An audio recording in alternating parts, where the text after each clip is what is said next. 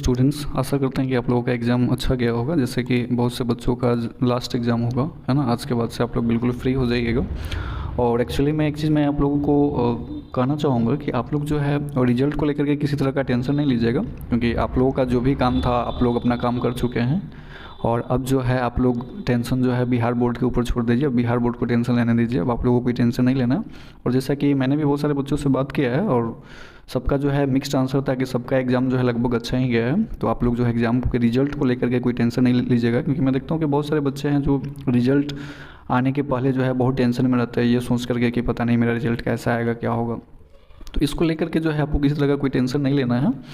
और ये मान करके चलिए कि अभी लाइफ में आपको आगे बहुत कुछ करना है। अभी जस्ट आप एक फर्स्ट स्टेप जो है ना अभी पूरा किए, इसके बाद आप इंटरमीडिएट में जाइएगा, तो वहाँ जो है अभी इससे भी ज़्यादा टफ जो है आपको वर्क करना है अभी। ओके, तो चलिए इस वीडियो में जो है हम एक्चुअली में ये जो सेकंड सेटिंग में जो मैथ का एग्ज़ाम हुआ था ये वो हम उसका सॉल्यूशन लेकर के आए हैं। एक्चुअली में क्या है कि देखिए यहाँ पे आप बहुत सारे सॉल्यूशन नेट पे देखे होइएगा, बट उस टाइम में क्या था कि वो आंसर जल्दी बनाया गया था, तो उसमें जो है बहुत सारे एरर होने के चांसेस हैं। मैंने भी वीडियो देखे थे, तो उसमें कुछ क्वेश्चन आंसर जो है मुझे गलत लगा, तो मैं सोचा कि प्रॉपर मैं एक इसको सोल्व करके हर एक क्वेश्चन को ना प्रॉपरली सोल्व करके और फिर मैं उसका जो है आंसर आप लोगों के सामने लेकर के आया। तो वही काम हम यहाँ पे किए हुए हैं और आप लोगों के सामने जो है यहाँ पे टोटल ऑब्जेक्टिव जो भी क्वेश्चन है 100 ऑब्जेक्टिव क्वेश्चन है, तो सारे को मैंने प्रॉपरली खुद से सॉल्व किया है और उसके बाद जो है मैं आपके लिए आंसर लेकर के आया हूँ। तो ये जो मेरा वीडियो है ना इसमें आपको आंसर गलत होने का बहुत कम चांस है, क्योंकि इसको मैंने खुद सॉल्व किया, उसके बाद जो भी ऑप्शन है उससे मैं मैच करके फिर आपके लिए आंसर लाया हूँ।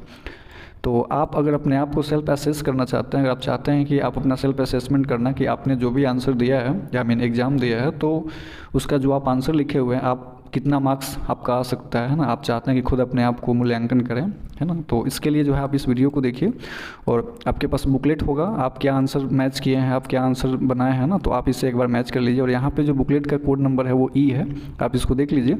ऐसे तो देखिए कोड आपका कुछ भी हो, अगर आप सिर्फ क्वेश्चन को एक बार मैच कर लेते हैं ना तो ऑप्शन सबका सेम ही है। तो आप एक बार अपना क्वेश्चन मिला लीजिए, क्योंकि हो सकता है कि नंबर जो है अलग अलग हो, अगर सेट आपका अलग होगा तो क्वेश्चन आप सिर्फ मिला लीजिएगा और उसके बाद जो ऑप्शन होगा वो ऑप्शन जो आप वीडियो को पॉज कर करके आराम से जो है मिला करके और आप इसको देख सकते हैं, ठीक है। तो आप चाहें तो सॉल्यूशन भी है, मैंने कुछ हिंट्स भी यहाँ पे सॉल्व किया है क्वेश्चन को, ताकि जो है आप यहाँ पे सॉल्यूशन भी देख पाइए। और आप चाहे तो उसका स्क्रीनशॉट ले सकते हैं, ताकि बाद में जो है आप उसको रिव्यू कर सकते हैं, ठीक है। तो चलिए हम वीडियो को शुरू करते हैं। और दूसरी चीज़ की यहाँ पे एक चीज़ ध्यान दीजिएगा कि मैंने रीड पेन से जो है ना सही आंसर को टिक किया है, तो जो आंसर रीड पेन से किया गया होगा वो सही आंसर होगा, तो उस पर आप ज़्यादा फोकस कीजिएगा। ओके, चलिए देखिए फर्स्ट क्वेश्चन जो है आपका यहाँ पे टोटल 50 ऑब्जेक्टिव क्वेश्चन आपको बनाना है out of 100। √1 minus cos theta upon 1 plus cos theta. तो यहाँ पे सिंपली आप एडिशनलाइज अगर आप इसको कर देंगे तो ये आपका जो आंसर है ये देखिए आपका आ जाएगा cosec theta minus code theta, ठीक है। तो ये जो है आपका आंसर फाइनली जो है सी नंबर जो है यहाँ पे आपका सही आंसर है। और अगर आप इसका सॉल्यूशन देखना चाहते हैं तो देखिए यहाँ पे इसको रेशनलाइज करके निकाला गया, तो आप इसका स्क्रीनशॉट ले सकते हैं, ताकि बाद में जो है आप खुद से भी इसको सोल्व कर लीजिए। देखिए आप हर एक आंसर को खुद से सोल्व कीजिए, ऐसा नहीं कि हाँ एग्जाम खत्म हो गया अब क्या ज़रूरत है बनाने का। बहुत बच्चे ऐसा करते हैं, चलो जो हो गया सो हो गया। लेकिन देखिए अभी आप फिर इंटरमीडिएट में जाएंगे, वहाँ पर अगर आप मैथ्स मतलब साइंस लेते हैं तो फिर वहाँ पर अब ये सारा कॉन्सेप्ट कहीं ना कहीं यूज़ होने वाला है। तो इसलिए जो है आप हर एक क्वेश्चन को सोल्व कीजिए, है ना। आप में कहाँ कमी रह गई आप उसको एनालाइज कीजिए, ताकि लाइफ में दूसरी बार ये प्रॉब्लम आए और आप उसको सोल्व नहीं कर पाइए ना, तो ये बहुत शर्म की बात होगी। तो चलिए नेक्स्ट क्वेश्चन बोला है आपसे, क्वेश्चन नंबर 2 देखिएगा। बोला कि the length of vertical wall and length of its shadow, है ना। यहाँ पे क्या है कि वॉल उसके शैडो का लेंथ 1:3 दिया हुआ, तो आपको एंगल ऑफ एलिवेशन बताना है। तो देखिए ये फिगर, इसको आप वॉल मान लीजिए, ये इसका शैडो है, तो ये 1 और √3 है। तो एंगल ऑफ एलिवेशन की अगर बात कर रहा है तो एंगल ऑफ एलिवेशन क्या होता है कि अगर आप ऊपर से नीचे की कोई चीज़ को देखते हैं तो उसको अगर आप नीचे से ऊपर देखते हैं वो एंगल ऑफ डिप्रेशन हो गया, नीचे से ऊपर देखते हैं। तो यहाँ पे देखिए जरा, यहाँ पे क्या है कि ये जो एंगल ऑफ एलिवेशन है, तो यहाँ पे tan थीटा अगर आप लगाएंगे तो P/B हो जाएगा, तो ये 1/√3, जो कि आप पता है कि tan 30 का वैल्यू है, तो यहाँ पे एंगल थीटा जो है ये 30 डिग्री हो जाएगा। नेक्स्ट क्वेश्चन देखिए यहाँ पे क्या है, 3 नंबर क्वेश्चन है कि सेक 30 अपॉन कोसेक 60 का वैल्यू जो है आपको फाइंड करना है। तो देखिए यहाँ पे सिंपल सा, अगर आपको ट्रिग्नोमेट्रिक वैल्यूज याद है ना एंगल्स के, तो आप सिंपल सा आप इसको बना सकते हैं। यहाँ पे देखिए 2/√3 सेक 30 का वैल्यू और कोसेक 60 का जो है 2/√3, तो सिंपली दोनों कट करके आंसर आपका 1 दे देगा। 4 नंबर देखिए ये आपका क्वेश्चन है और यहाँ पे जो है इसको सोल्व किया गया है। तो देखिए आप इसको जब प्रॉपरली सोल्व करेंगे, अगर आपको सोल्यूशन में दिक्कत हो रहा है तो आप ये सोल्यूशन है आप यहाँ से देख लीजिए, ये डी नंबर यानी कि 3 आएगा। नेक्स्ट क्वेश्चन देखिए ये रहा है आपके सामने। ओके तो इस क्वेश्चन में कोस अल्फा प्लस बीटा 0 दिया है, साइन अल्फा माइनस बीटा का वैल्यू आपको निकालना है। तो देखिए ये क्वेश्चन जो है कहीं ना कहीं अच्छा क्वेश्चन है, ठीक है। तो इसका जो सॉल्यूशन है देखिए यहाँ पे सॉल्यूशन दिया हुआ है। तो देखिए जब आप इसको सोल्व करेंगे है ना यूजिंग दिस फॉर्मूला, तो यहाँ पे देखिए ज़रा आपको ये cos 2 बीटा यानी कि डी नंबर इसका आंसर आएगा, ठीक। क्योंकि मैं सॉल्यूशन नहीं बता रहा हूँ क्योंकि वीडियो बहुत ज़्यादा लंबा हो जाएगा, ठीक है। तो आपको अगर सॉल्यूशन देखना है तो मैं यहाँ बना दिया हूँ, आप वहाँ से स्क्रीनशॉट ले लीजिए। नेक्स्ट है कि जो एब्सिसा बताना है, यानी कि एब्सिसा क्या होता है, एक्स कोऑर्डिनेट। तो जो फर्स्ट वाला होता है एक्स कोऑर्डिनेट और सेकंड वाला वाई कोऑर्डिनेट, तो -2 इसका आंसर। ओके नेक्स्ट है कि y coordinate of any point on x axis, अगर कोई भी पॉइंट है x एक्सिस पे तो सिंपली उसका y कोऑर्डिनेट क्या हो जाएगा, 0 हो जाएगा, है ना। तो अगर x एक्सिस पे है तो y कोऑर्डिनेट 0 होगा, y एक्सिस पे है तो x कोऑर्डिनेट 0 होगा, तो ये 7 का सी आंसर है। नेक्स्ट देखिए the point 3-4 is located in which quadrant. तो यहाँ देखिएगा कि ये जो है ना आपका फोर्थ क्वाड्रेंट में हो जाएगा। आप जानते हैं कि फर्स्ट में दोनों पॉजिटिव होता है, सेकंड में माइनस प्लस, थर्ड में माइनस माइनस और फोर्थ में प्लस माइनस, तो ये फोर्थ में जाएगा। ओके नेक्स्ट बोला कि the distance of the point 3-5 from x axis, ठीक। एक्स एक्सिस से इसका डिस्टेंस पूछ रहा है। तो देखिए अगर आप एक्स एक्सिस से इसका डिस्टेंस निकालना चाहेंगे तो एक्चुअली में क्या होता है कि जो वाई कोऑर्डिनेट होता है ना, कोई भी पॉइंट का जो वाई कोऑर्डिनेट होता है वो डिस्टेंस फ्रॉम एक्स एक्सिस होता है, और अगर एक्स कोऑर्डिनेट है तो वो डिस्टेंस फ्रॉम वाई एक्सिस होता है। तो यहाँ पे आपको एक्स एक्सिस से डिस्टेंस पूछा है तो 5, यानी कि जो वाई कोऑर्डिनेट होगा 5, ये आंसर हो जाएगा। नेक्स्ट क्वेश्चन देखिएगा, बोला कि distance of point x y from origin. तो बस डिस्टेंस फॉर्मूला लगाइए और आंसर पाइए, x-0 का होल स्क्वायर प्लस y-0 का होल स्क्वायर, ये आपका बी नंबर आंसर है। अच्छा यहाँ पे क्या है कि डिवीजन एल्गोरिथम में ये फॉर्मूला होता है बी क्यू प्लस आर, ए दिया है B4 दिया, R1 दिया हुआ, यहाँ पे क्यू का वैल्यू आपसे पूछा है। तो सिंपल सा इस फॉर्मूला में आप वैल्यू पुट कीजिए और आंसर पाइए।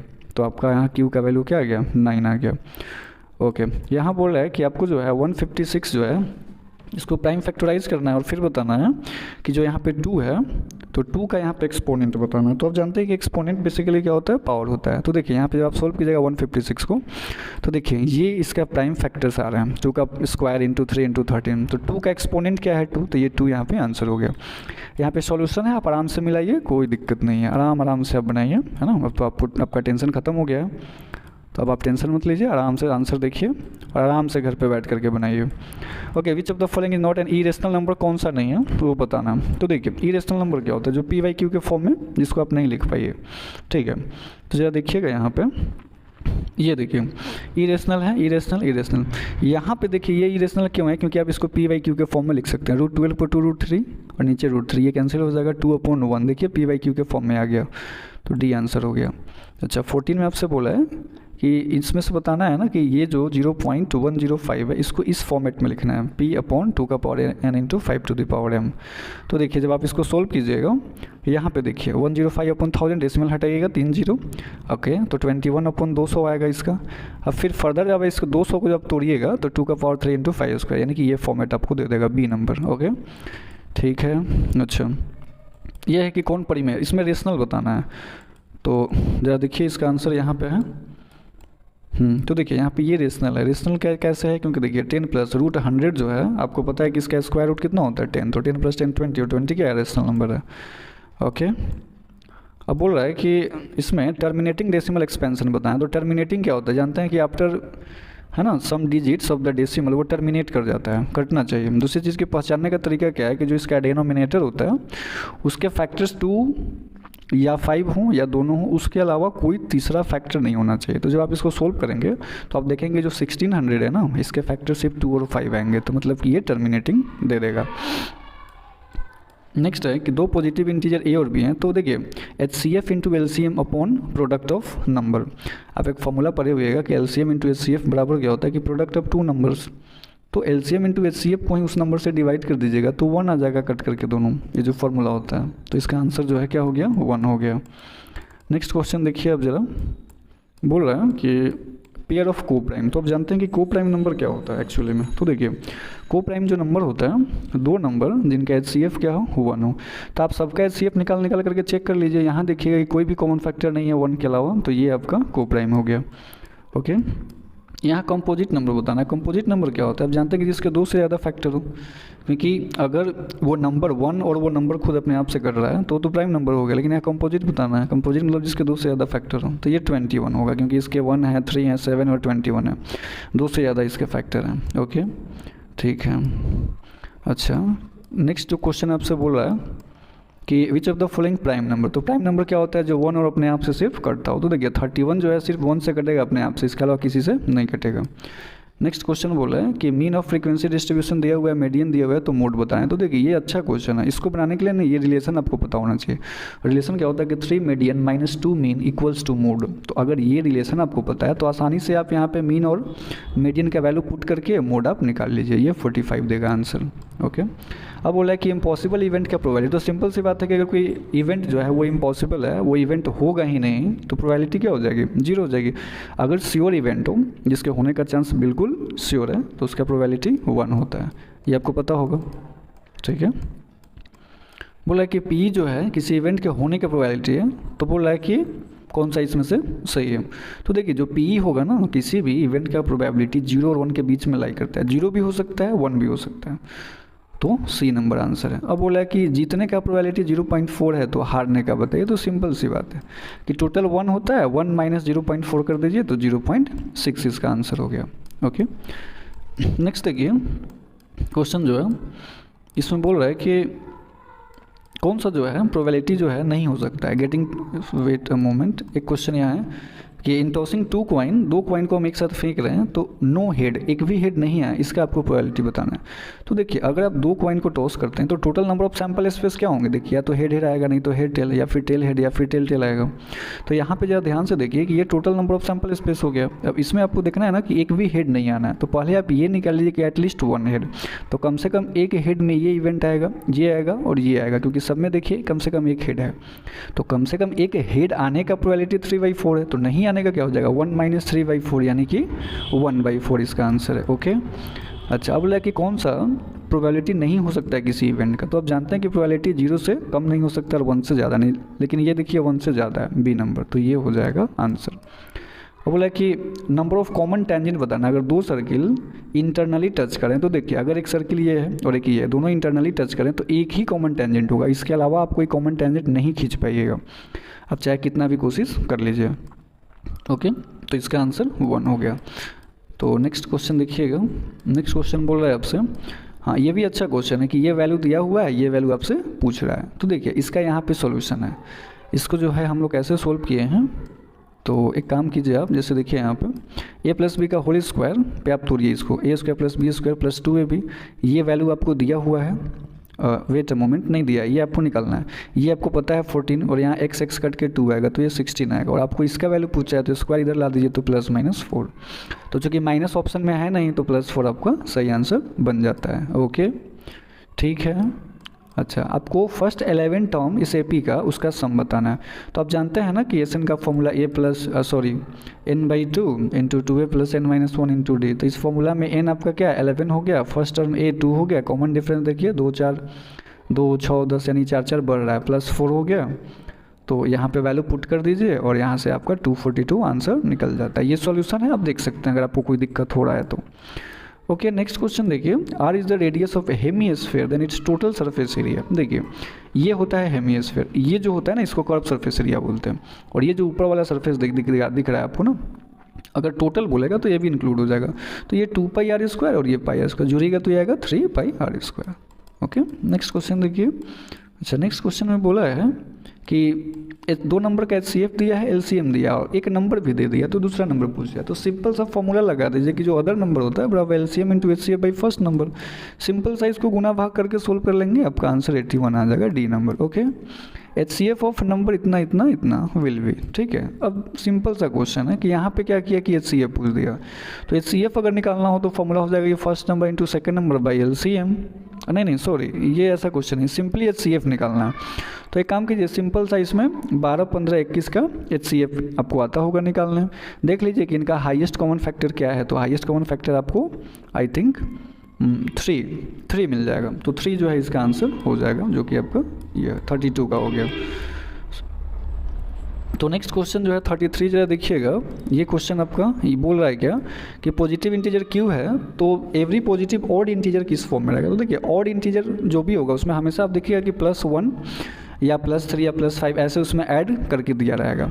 तो 6Q जो हो गया है इवन हो गया, उसमें +1 ऐड कर दीजिए तो ये ऑड वाला फॉर्मेट आपको दे देगा। तो C number. Every rational number जो है वो क्या है, तो एक रियल नंबर। एक्चुअली में रियल नंबर में लगभग सारे नंबर आ जाते हैं। अभी तक जितने भी नंबर आप पढ़े हुएगा अप टू 10th स्टैंडर्ड तक वे सारे रियल नंबर के ही पार्ट्स हैं। जब आप हायर क्लासेज में जाइएगा तो वहाँ पर आपको एक इमेजिनरी नंबर भी पढ़ने को मिलेगा।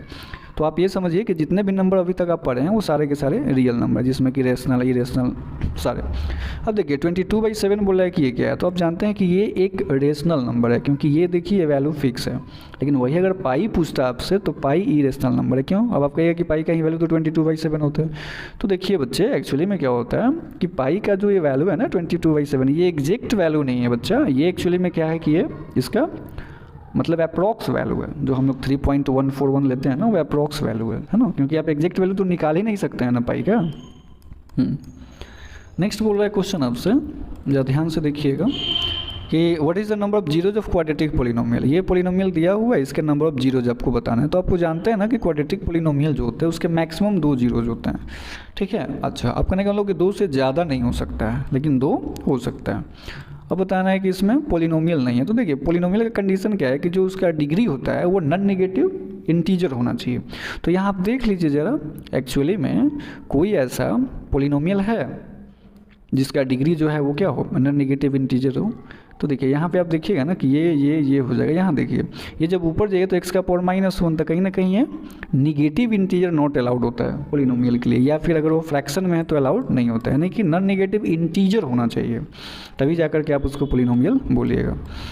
अब बोल रहा है कि px जो है qx इंटू gx। अच्छा, px का डिग्री 7 है और gx का 3 है, तो आपको px/gx बताना है।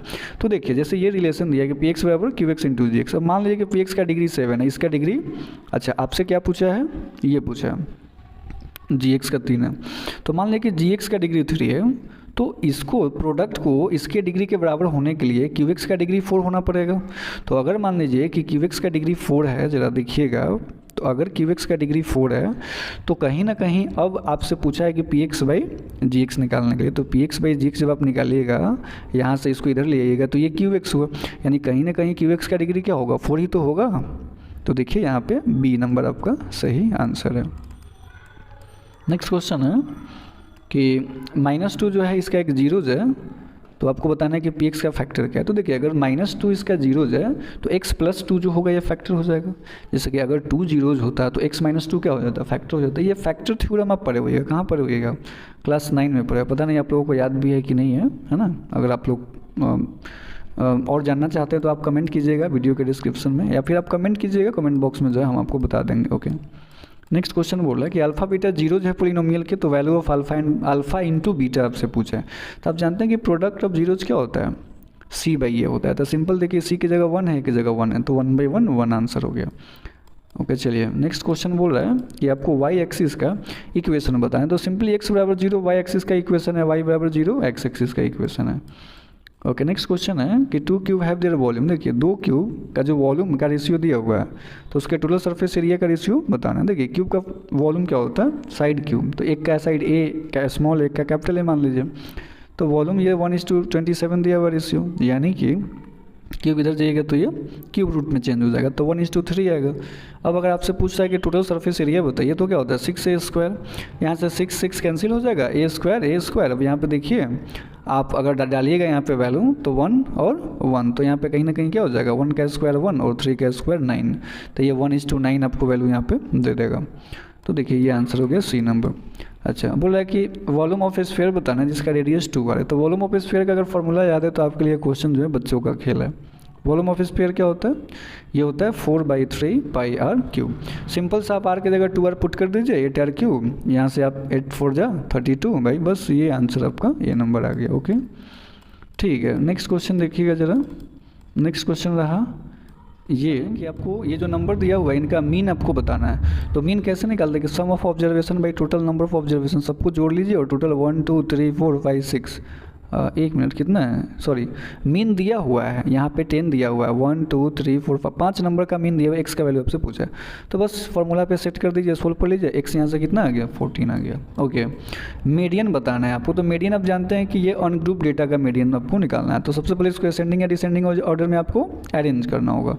तो देखिए आपको जो है इसको, कहाँ पे इसका सोल्यूशन है, आप इसको क्या कीजिए कि असेंडिंग और डिसेंडिंग ऑर्डर में पहले अरेंज कर लीजिए, और अरेंज करने के बाद चूँकि 1 2 3 4 5 6 7 8 9 है, तो इसमें क्या होगा n+1/2 यानी कि 9+1/2 यानी कि 5th ऑब्जर्वेशन आपका आंसर हो जाएगा।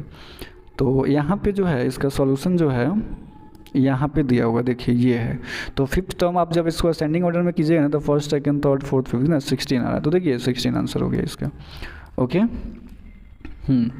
इसमें आपको जो है ना मोड पूछा है बहुलक। तो बहुलक क्या होता है, आप जानते हैं कि जो सबसे ज़्यादा बार जो नंबर रिपीट हो, है ना, जो फ्रीक्वेंसी जो सबसे ज़्यादा बार हो।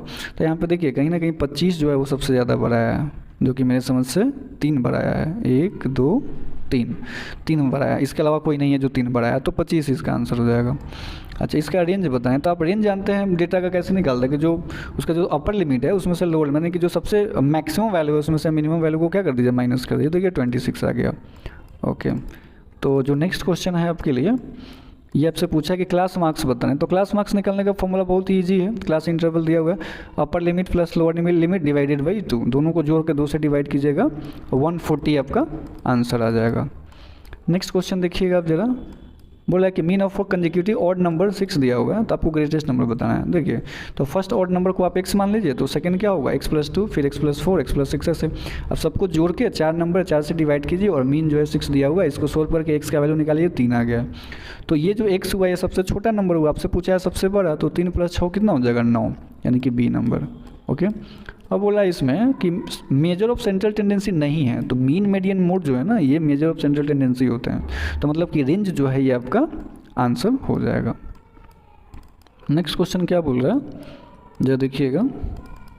ये आपसे बोला है कि पेयर ऑफ लीनियर इक्वेशन दिया हुआ है, इन्फिनिटली मेनी सॉल्यूशन, ये सिंपली फार्मूला ही आपसे पूछ दिया है। तो आप जानते हैं कि इनफाइनाइट मेनी सॉल्यूशन का ये कंडीशन होता है कि a1/a2 ये इक्वल होगा, और ये तीनों अगर आपस में इक्वल हो गया तो इन्फिनिटली मेनी सॉल्यूशन। ये बताइए किसका कंडीशन है, ये जो कंडीशन है ये है यूनिक सॉल्यूशन का, ठीक है। और ये जो कंडीशन है ये किसका है, ये नो सॉल्यूशन का कंडीशन है ना। ये किस में आएगा, ये भी आप बोल सकते हैं कि यूनिक में ही आ जाएगा, क्योंकि आपको तो बस फर्स्ट दोनों से मतलब है। अच्छा, नेक्स्ट क्वेश्चन बोल रहा है, ये क्वेश्चन है देखिए।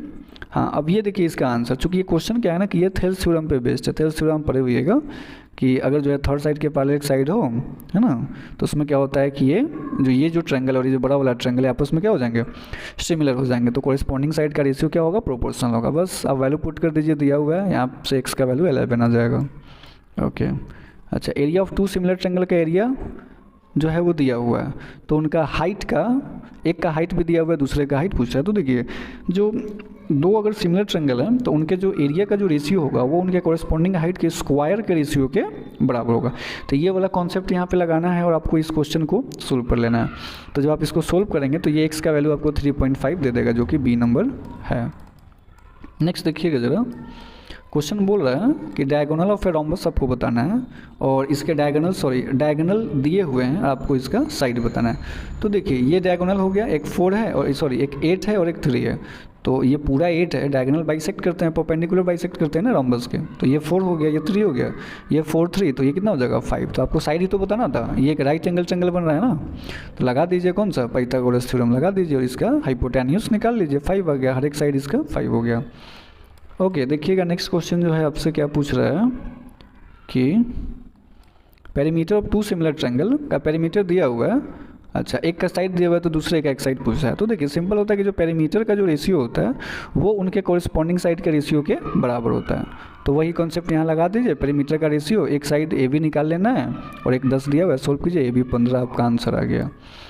अच्छा, एक समबाहु त्रिभुज का क्षेत्रफल दिया है तो इसका परिमाप पूछा है, तो इसको कैसे बनाइएगा आप। तो देखिए सबसे पहले कि फार्मूला लगा दीजिए, इक्विलेटरल ट्रायंगल का जो एरिया होता है 4/√3/4 इंटू साइड स्क्वायर, और ये दिया हुआ है, सोल्व कीजिए, यहाँ से साइड 4 आ गया। अब पेरीमीटर निकाल लेना, पेरीमीटर क्या होता है 3 इंटू साइड, तो ये 12 आपका आंसर आ गया। Total perimeter of a semi circle of radius 12 centimetre. अब देखिए बोला है ना कि टोटल पेरीमीटर बताना एक सेमी सर्किल का जिसका रेडियस 12। तो ये देखिए सेमी सर्किल है, एक सर्किल को अगर आप बीच से काट देते हैं तो ये देखिए कितना हो जाएगा, पूरा रहता है तो 2 पाई आर, ये कितना होगा पाई आर। और देखिए ये भी आपको इसमें इंक्लूड करना होगा, इसमें बच्चे बहुत गलती करते हैं, इसको छोड़ देते हैं क्योंकि यहाँ पे टोटल पूछ रहा है आपसे। तो ये पाई आर प्लस डी को आप 2 आर लिख सकते हैं, तो पाई आर प्लस 2 आर। यहाँ से आप क्या कीजिए कि यहाँ से r कॉमन ले लीजिए तो पाई प्लस 2 इंटू आर, और r चूँकि दिया हुआ है 12 तो pi plus 2 into 12। Okay, next देखिएगा ज़रा, external and internal radii of a circular ring जो है वो दिया हुआ है r एंड r, तो आपको बताना है कि इसका एरिया कितना होगा। तो सिंपली जो एरिया होता है एक रिंग का वो पाई आर स्क्वायर होता है। तो यहाँ पे क्या करना होगा कि जो एक्सटर्नल जो उसका एरिया होगा उसमें से इंटरनल माइनस करें, तो simply pi r square minus pi small r, यानी पाई कॉमन लेके ये सी नंबर आपका जो है आंसर हो जाएगा। अच्छा, अब नेक्स्ट आप जरा देखिएगा, बोला है कि the minimum distance of 8 centimetre long chord of a circle from the centre of the circle. देखिए ये क्या है ना कि एक कॉर्ड है जो 8 सेंटीमीटर लंबा है और इसका जो है सेंटर से मिनिमम डिस्टेंस आपको बताना है। तो अगर ये 8 है, सेंटर से एक लाइन खींचेंगे तो कॉर्ड को क्या कर देगा, बाइसेक्ट कर देगा। तो ये 8 है तो ये 4 हो जाएगा, और ये 3 है तो ये आपका जस्ट वेट अ मोमेंट, ये आपका जो है टोटल कितना दिया हुआ है 8 दिया हुआ है, तो इसका हाफ जो है वो 4 हो जाएगा। ठीक है, अच्छा, और centre of the circle is 3 centimetre. ठीक है, और ये आपको जो है बता रहा है कि सेंटर से 3 के दूरी पे, तो ये 4 ये 3, तो ये देखिए ये जो इसका रेडियस है ये कितना हो जाएगा, ये देखिए ये आपका हो जाएगा 5, तो ये रेडियस 5 हुआ तो डायमीटर 10 नहीं हो जाएगा, हो गया। ओके 10 बोल रहा है कि यहाँ पे the area of 2 circle, 2 circle के एरिया का रेशियो दिया है, सर्कमफ्रेंस का रेशियो आपसे यहाँ पे पूछा है। तो देखिए अगर एरिया का रेशियो दिया हुआ है तो आप सिंपली क्या कीजिए कि एरिया का रेशियो ये दिया हुआ है, यहाँ से आप रेडियस का रेशियो निकाल लीजिए और फिर आपको सर्कमफ्रेंस 2 पाई आप जानते हैं, 2 पाई कैंसिल, यानी कि वही होगा जो इनके रेडियस का रेशियो है, यानी कि 3:2। अच्छा, नेक्स्ट क्वेश्चन बोल रहा है कि के किस वैल्यू के लिए जो इक्वेशन दिया है क्वाड्रेटिक, इसका मूल जो है समान हो, यानी कि जो मूल समान होने का क्या कंडीशन है आपको पता है कि जो डिस्क्रिमिनेंट विवेचक होता है वो 0 होना चाहिए। कंडीशन लगा दीजिए, बी स्क्वायर माइनस 4ac बराबर 0 कर दीजिए, वैल्यू पुट कर दीजिए बी का, ए का और सी का। तो यहाँ से आप देखिएगा कि के का वैल्यू कहीं ना कहीं +-4 आ रहा है, तो मतलब क्या हुआ कि बी नंबर इसका आंसर हो गया। नेक्स्ट क्वेश्चन देखिएगा कि x माइनस वाई 6 दिया हुआ है और x² प्लस वाई स्क्वायर 30 है, तो आपको जो है xy बताना है। देखिए ये क्वेश्चन कहीं ना कहीं एक अच्छा क्वेश्चन है, अच्छे लेवल का है। यहाँ से ये आपको कॉन्सेप्ट लगाना होगा, ये फॉर्मूला यूज़ कीजिए, x माइनस वाई का होल स्क्वायर क्या होता है, x² plus Y square minus 2xy। यहाँ से देखिए x माइनस वाई 6 दिया हुआ है, स्क्वायर 36 हो गया। अब यहाँ आइए तो ये वैल्यू आपको 30 दिया हुआ है, -2xy कीजिए, अब 30 इधर ले आइएगा तो घट के 6 हो जाएगा, -2xy, xy यहाँ से इधर जाएगा तो -2 से डिवाइड होकर -3 दे देगा, यानी कि D. The roots of quadratic equation बताना है कि रूट्स क्या क्या होंगे। तो इसके लिए आपको क्या करना होगा कि फैक्टराइज कर लेना होगा, क्वाड्रेटिक इक्वेशन को जो है फैक्टराइजेशन आपको आता होगा, है ना। तो देखिए यहाँ पे आप फैक्टराइज यहाँ किया गया, आप इसको ध्यान से देखिए, यहाँ से कीजिएगा तो -6 और 3, यानी कि ये नंबर आपका आंसर हो गया। क्वेश्चन आपसे बोल रहा है नेचर ऑफ रूट्स बताना है। तो देखिए नेचर ऑफ रूट्स के लिए आप क्या कीजिए कि सबसे पहले डी निकाल लीजिए। आप जानते हैं कि अगर डी ग्रेटर देन 0 है तो रूट्स कैसे होंगे, रियल होंगे, अनइक्वल होंगे। अगर डी इक्वल टू 0 है तो जो रूट्स होंगे वो रियल होंगे, इक्वल होंगे। डी लेस देन 0 में नो रियल रूट्स होते हैं। यहाँ जब आप डी निकालेगा तो ये -19 आएगा, जो कि लेस देन 0 यानी कि नो रियल रूट्स वाला केस हो जाएगा। इसमें बताना है कि एपी में नहीं है, तो जरा देखिएगा यहाँ पे ये तो नहीं है एपी में, यहाँ देखिए, ये देखिए इसको सोल्व कीजिएगा, √2, 2√2, 3√2, ये एपी में है ना। अच्छा यहाँ देखिए, यहाँ पे देखिए सब में +4 ऐड करते जाइएगा, अगला टर्म आपको मिलता जाएगा, ये भी एपी में है। अच्छा सॉरी, ये देखिए ये एपी में है कहीं ना कहीं, देखने में लग रहा है नहीं है, बट देखिए यहाँ पे 1, ये 25, ये 49, और देखिए सबका अंतर जो है ना, देखिए 24 जोड़िए 25 आएगा, इसमें 24 जोड़िए 49 आएगा, 24 जोड़िए 73 आएगा, तो ये भी एपी में है, क्योंकि एक सिमिलर फिक्स नंबर को जोड़ने पे इसका नेक्स्ट टर्म हमको मिल रहा है। ठीक है, तो यहाँ पे ध्यान से देखिएगा कि ये जो है एपी में नहीं, यानी कि डी नंबर आंसर हो गया। अच्छा nth टर्म दिया हुआ है एपी का, तो कॉमन डिफरेंस, तो यहाँ से आप क्या कीजिए कि फर्स्ट टर्म सेकंड टर्म निकाल लीजिए और सेकंड में से फर्स्ट घटा लीजिए। तो फर्स्ट टर्म के लिए n की जगह 1 रखिए, सेकंड टर्म के लिए n की जगह 2 रख दीजिए। तो देखिए यहाँ पे फर्स्ट टर्म जो है वो 2 आया है और ये -1 आया है, यहाँ पे घटाइएगा तो -3, यानी कि ये हो गया बी नंबर। अच्छा अब बोला है कि एपी में दिया हुआ है और बोला है कि इसका कौन सा टर्म जो है ना वो 0 है, तो मान लीजिए कि nth टर्म 0 है। अब यहाँ पे ए आपको पता है 21, डी जो है देख लीजिए घट रहा है, तो -3 का अंतर है, तो यहाँ से फॉर्मूला पे पुट कर दीजिएगा वैल्यू, आप यहाँ पे सोल्व कीजिएगा तो n का वैल्यू जो है आपको क्या मिल जाएगा, यहाँ देखिएगा आप जरा, n का जो वैल्यू है वो 8 आएगा, मतलब कि 8th जो टर्म होगा इसका वो क्या हो जाएगा, 0 हो जाएगा। ओके, चलिए नेक्स्ट क्वेश्चन हम लोग देखते हैं कि which of the fourth term of an AP। अच्छा, ये बताना है कि इसका फोर्थ टर्म क्या है। तो देखिए सबसे पहले फोर्थ टर्म कैसे निकलेगा, यहाँ देखिए आपको जो है फर्स्ट टर्म मालूम है, d मालूम है, तो T4 का फॉर्मूला क्या होता है, a + 3d, तो a प्लस या n - 1 इंटू डी, तो 4 - यानी कि 3 और d की जगह √7 सोल्व कीजिएगा, ये आपको 100√112 आ जाएगा। नेक्स्ट देखिएगा, ये 3 नंबर जो है ना, ये बोला है कि AP में है, तो आपको ये निकालना है। तो आपको पता है कि अगर 3 नंबर AP में हैं तो आपको पता होगा कि इनका जो अरिथमेटिक मीन होगा, यानी कि इसको जोड़ के 2 से डिवाइड कीजिएगा तो A के इक्वल आएगा, यानी इतना प्लस इतना बाई 2, इसी को आप सोल्व कर दीजिएगा तो ये आंसर आपको 4/3 दे देगा। नेक्स्ट क्वेश्चन देखिएगा, यहाँ पे क्या बोल रहा है कि A जो है फर्स्ट टर्म है, D कॉमन डिफरेंस है, तो सम ऑफ फर्स्ट टर्म, सिंपल सा फॉर्मूला ही पूछ दिया है, n/2 2a + n - 1 into D.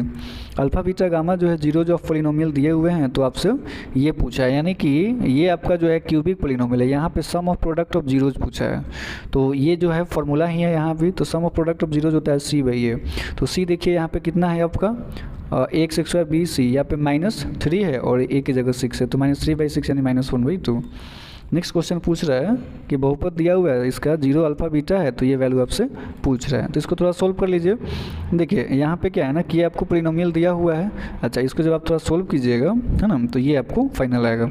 अब यहाँ देखिए आपको इसका वैल्यू निकालना है, तो ये वैल्यू आप इसको थोड़ा सोल्व कीजिए, तो ये आएगा alpha into beta plus alpha plus beta plus 1। अब यहाँ से देखिए alpha into beta c/, alpha plus beta minus b/, ये वैल्यू पुट कर दीजिए, ये आपका आंसर मिल जाएगा। अगर आपको समझ में नहीं आया तो वीडियो को आप थोड़ा रोक करके स्लो करके आराम से पॉज करके समझिए ना, क्योंकि थोड़ा वीडियो लग सकता है आप लोगों को थोड़ा फास्ट, आप थोड़ा रोक करके आराम से देखिए।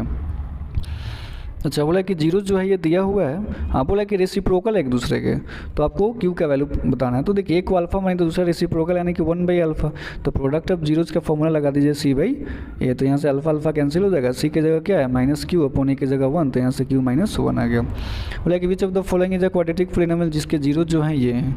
तो देखिए अगर जीरोज दिए हुए हों, अल्फा बीटा अगर जीरोज हो, तो क्वाड्रेटिक पॉलिनोमियल निकालने का फॉर्मूला क्या होता है कि x² minus alpha plus beta into x plus alpha into beta. तो ये फॉर्मूला जब आप यहाँ पे लगाइएगा तो देखिए ये आप सोल्व कर लीजिएगा, ये आपको फाइनल ये इससे मैच कर रहा है, ठीक है। नेक्स्ट क्वेश्चन देखिएगा, ये बोल रहा है कि how many solution does the pair of linear equation have, बताना है कि कितने इसके सॉल्यूशन होंगे। तो ये कंडीशन लगा दीजिए, तो आप देखिएगा कि ये और ये आपस में इक्वल है बट थर्ड इक्वल नहीं है, तो ये नो सॉल्यूशन वाला केस होता है, तो ये बी नंबर हो गया। नेक्स्ट देखिएगा, बोला है कि के किस वैल्यू के लिए जो है ना यूनिक सॉल्यूशन, तो यूनिक सॉल्यूशन वाला कंडीशन लगा दीजिए कि a1/a2 does not equal to b1/b2, ये यहाँ देखिए, और ये यहाँ लगा दिए। यहाँ से की जो रहा है ये बोला है कि ये 6 नहीं होना चाहिए, तो ये बी नंबर हो गया। तो नेक्स्ट क्वेश्चन देखिएगा आप यहाँ पे, नेक्स्ट क्वेश्चन में बोल रहा है कि जो ग्राफ है ये पैरेलल लाइन है, तो कितने सॉल्यूशन। जानते हैं कि अगर दो लीनियर इक्वेशन का ग्राफ पैरेलल है मतलब कि नो सॉल्यूशन, अगर इंटरसेक्टिंग है तो यूनिक सॉल्यूशन, और अगर ओवरलैपिंग है तो इनफाइनाइट मैनी सॉल्यूशन वाला केस। तो चूँकि पैरेलल है यानी कि 0 नो सॉल्यूशन वाला केस है। बताना है कि what type of straight line, ये जो ग्राफ है किस तरह का स्ट्रेट लाइन। देखिए यहाँ से 4 उधर भेजिए तो y = 4 हो जाएगा, y = 4 हो गया, जो कि पैरेलल टू x एक्सिस और x एक्सिस से 4 यूनिट के डिस्टेंस पे, यानी कि ए नंबर।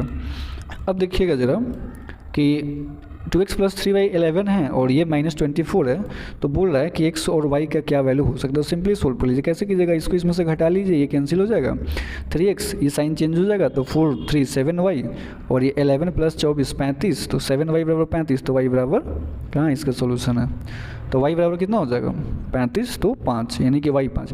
तो देखिए y 5 यहाँ है तो x यानी -2, तो बस एक मिल गया, तो दूसरा आप अपने आप बता सकते हैं कि डी नंबर हो जाएगा। ओके, तो नेक्स्ट क्वेश्चन देखिए, तो क्या बोल रहा है, बोल रहा है कि क्वाड्रेटिक इक्वेशन नहीं है। तो देखिए ये पावर 2 आ जाएगा, होगा, ये देखिए ये पावर 2 आएगा, ये अच्छा ये भी हो जाएगा। इसको सोल्व कीजिए तो यहाँ x² आएगा, यहाँ x², दोनों प्लस में कैंसिल आउट हो जाएगा। यहाँ देखिए यहाँ x² है, ये 2x² आएगा, तो ये कुछ बच जाएगा, x² रहेगा, ये कैंसिल हो जाएगा, तो ये नहीं है।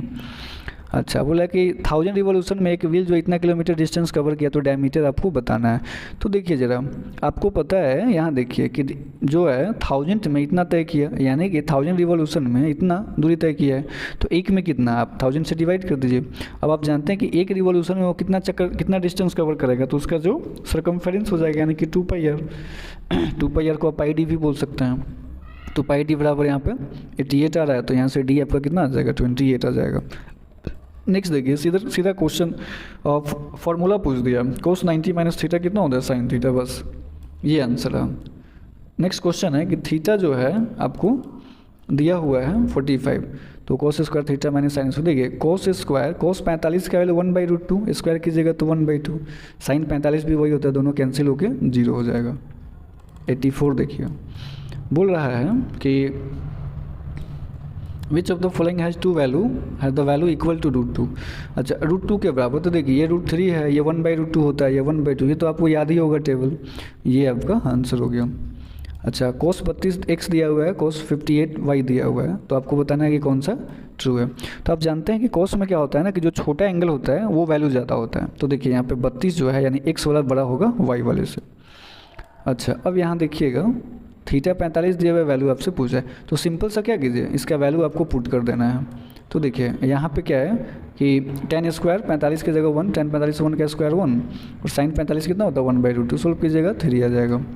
नेक्स्ट देखिएगा साइन 42p दिया हुआ है, तो आपको बताना है कि साइन 48 का वैल्यू, तो देखिएगा यहाँ सॉल्यूशन है, इसको देखिए साइन 42 जो है आपको कहाँ गया, साइन 42p दिया हुआ है, p/h यहाँ से b निकाल लीजिए।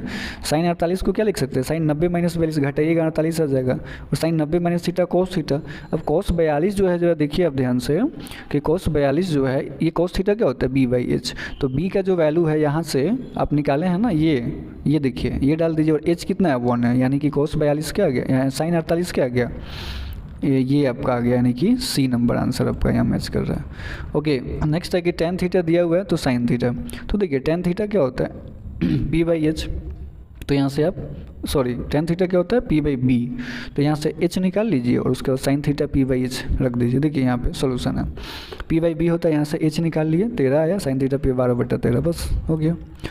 अब देखिए नेक्स्ट क्वेश्चन आपका है कि tan थीटा जो है दिया हुआ है, इसका वैल्यू आपसे पूछा है, तो सिंपल सा देखिए आप क्या कर सकते हैं कि इस पूरे को आप चाहें तो cos थीटा से डिवाइड कर दीजिए ऊपर नीचे, तो ये हो जाएगा p tan थीटा, ये कैंसिल हो जाएगा, नीचे p tan थीटा, ये cos कैंसिल हो जाएगा।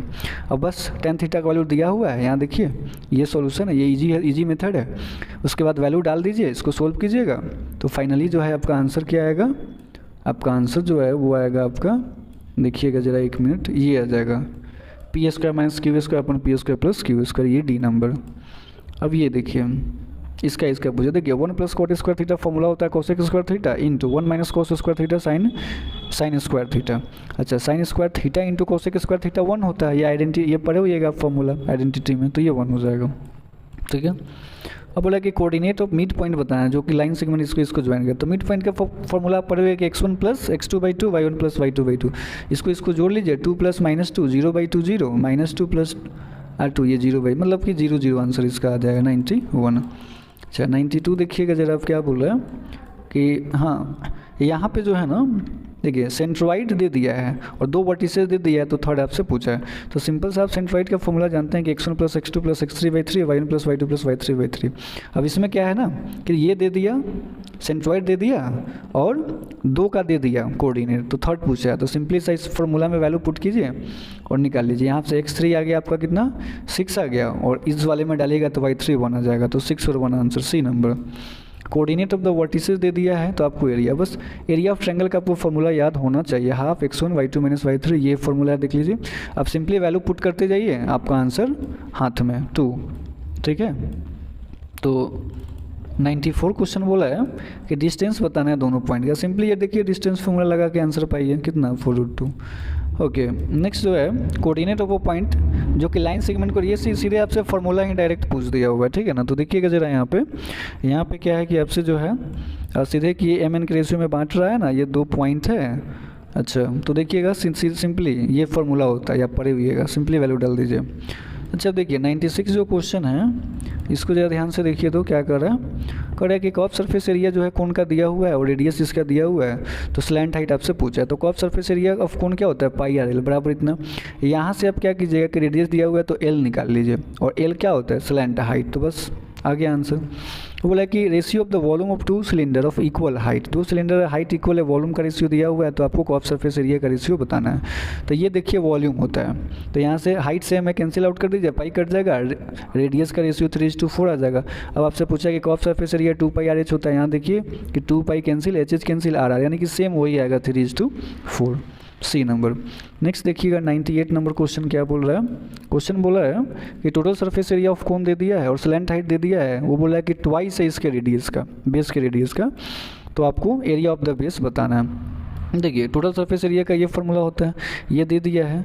अच्छा यहाँ पे पाई यार एल जो है बोल रहा है कि ये 2r के बराबर है, तो डाल दीजिए, सोल्व कर लीजिए, तो यहाँ से r आपका कितना आ गया, देखिए यह r² आया 21/11, और r² का ही आपको काम है क्योंकि आपको एरिया ऑफ बेस πr² होता है, तो बस अब यहाँ वैल्यू पुट कर दीजिए πr² में, आंसर आपको आ गया हाथ में, कितना आया 6 metre square. Okay, sphere volume का रेशियो दे दिया है, तो टोटल सरफेस एरिया का रेशियो देखिए सिंपली फॉर्मूला लगा दीजिए, यहाँ से 4/3 पाई कैंसिल, यानी कि रेडियस r³ ये इतना मिला, यहाँ से r निकल गया, r आपको 2 और 3 आया, तो आपको बोला है कि टोटल सरफेस एरिया, तो टोटल सरफेस एरिया क्या होता है, ये होता है, तो इसका रेशियो यहाँ से सोल्व कर लीजिए, वैल्यू डाल के 4:9 आ गया। तो लास्ट क्वेश्चन है इस वीडियो का, देखिए।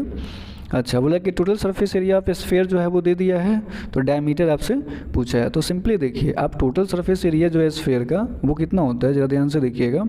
स्फीयर का टोटल सरफेस एरिया बोले चाहे कर्व सरफेस एरिया बोले, दोनों सेम ही रहता है ना, क्योंकि स्फीयर में तो कुछ अलग से कोई एक्स्ट्रा एरिया है नहीं।